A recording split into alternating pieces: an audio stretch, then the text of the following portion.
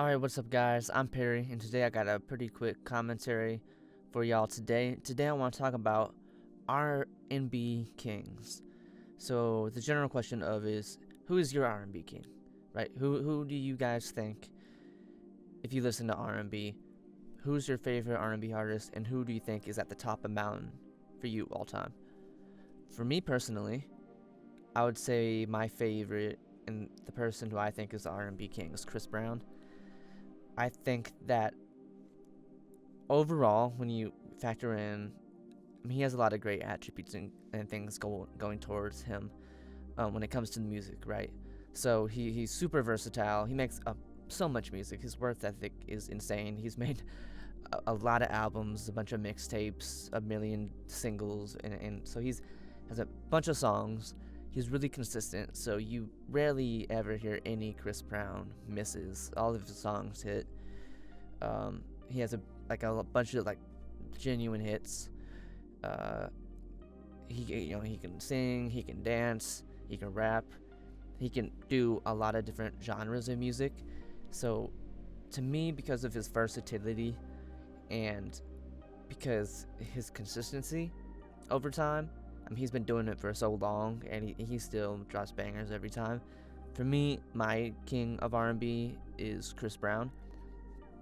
I know other people may have some other answers.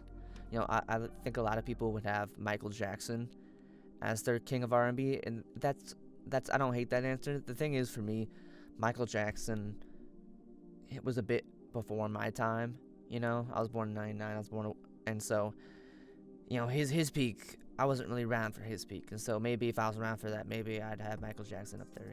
I know a lot of people who were around those days have him up there as the king of R&B, or maybe, even though Michael Jackson might be more the king of pop. But regardless, other people might have Usher as their king of R&B.